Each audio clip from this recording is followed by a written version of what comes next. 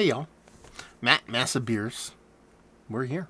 Welcome to another beer review. Yeah, this one comes courtesy of the fine ladies and gentlemen and everything in between of Tavor beer delivery service, beer ordering service, something or service.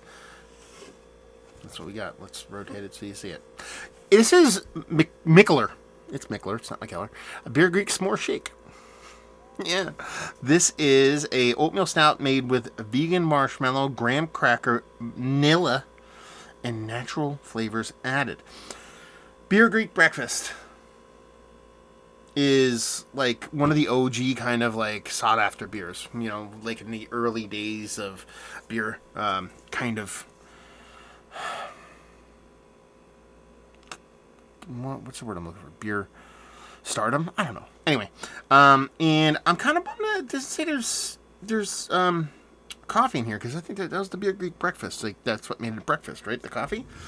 So I guess this is the Beer Geeks something vegan marshmallow graham cracker something or other. This has a little bit of time on it.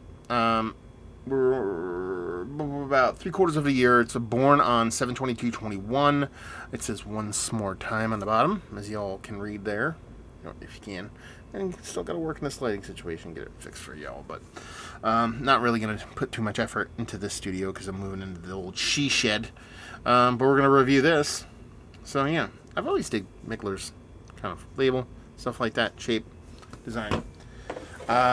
What's the ABV? How much of this am I going to drink? 10.5. I'm not gonna lie to you. Thought it was gonna be bigger than that. So I am. What am I hoping for? I'm not even expecting. What am I hoping for? It's cheap and something a little reserved.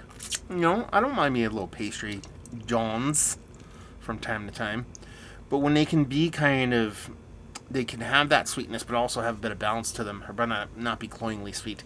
That's where this dude really gets all happy about them. So as far as that goes, super awesome pour for me. And just that kind of big 2 fingers, you know, of just like, kind of like how I like my coffee to look, a little bit of cream, a little bit of spunding. Yeah, I'm one of those people. Don't judge. And dark as dark could be. The nose. I tell you what, everything they talk about on the labels here, but it's not over the top, which is kind of has me all kind of hoping? What's the word? Hoping. It's not hoping. Oh, my forehead's dry. I need to moisturize. What's the word? It's hoping, but it's hard. Anyway, it has me excited. And hopeful that it's not going to be overly sweet. There is a nice roastiness to it. There's almost is this kind of perception of coffee in there that has me all kind of like, okay, what are we doing there? And I like it. It's not a huge nose, not a big nose. You get all the components that are talking about, the graham cracker and the sweetness and the marshmallow, vanilla, all that kind of stuff, but there's still beer to be had. I'm just going to dive in. Cheers. Cheers. Y'all.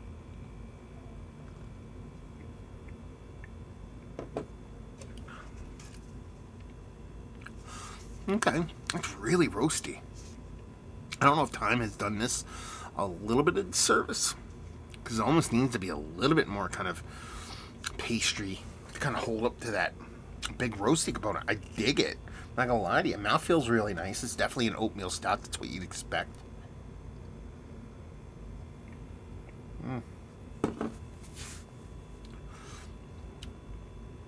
Just can't get past the level of roast in this thing. It's not a negative thing. It's not like it's sitting here drinking going, wow, that's super bittering. It's very much more like Russian oatmeal imperial stout with a little subtle adjuncts at it, as opposed to this big marshmallowy kind of shaky thing. I mean, the mouthfeel is number one, by far and away my favorite part of the beer. Second part is just kind of the presence of the beer and the way it kind of interacts with those adjuncts, you know, from the vanilla, like I said, the marshmallow, the graham cracker, the whole thing. They're there, but there's third or fourth players here. It was really just that imbalance from the bittering side of things, which is just you know, rather aggressive. You know, like I said, it's kind of like an Americanized Russian Imperial Stout kind of level bittering. I don't hate it. I just wonder. I really do wonder if this is a little bit fresher. Now, full disclosure, it is now the 1st of March. I received this box in December So full 4 months ago. Was it drinking better at that time? Could be. Could be. It's on me that it took me, better of, 3.5 months to get to it. And I'm not hating on it by any stretch of imagination, but there's something about it just missing for me, like a connective tissue. Maybe that would have been the coffee that I spoke of. Maybe if you throw this in a barrel, I think it'll hold up really well with that bittering level to it. It's fun. It's tasty. It's probably one of the more less sweet versions of a pastry kind of beer that I've had as of late, especially from breweries like, Mikkeller or his brother Evil Twin. Those kind of breweries can get really heavy-handed on the adjuncts and end up going very, very on the sweet side. Not the case here. Yeah, it just ends up being a really fun, non-new school version of Ultra Pastry. And that bitterness is just what keeps everything in check. For a guy that really does enjoy that kind of balance, that likes it when a beer in a brewery doesn't go too wild on the adjuncts level of things, I actually want just a little bit of something extra here. A little bit of sweetness. I didn't think that was going to come out of my mouth on this review. And like I said, who knows? Tell me what you guys experienced with this thing. Fresher. Maybe it was a little bit more poppy, a little bit sticky, icky, a little bit sweeter. That maybe it kind of works a little bit better in that time frame. But in the grand scheme of things, not a bad beer. Glad I got to try it. So thank you, Devore, for sending this off.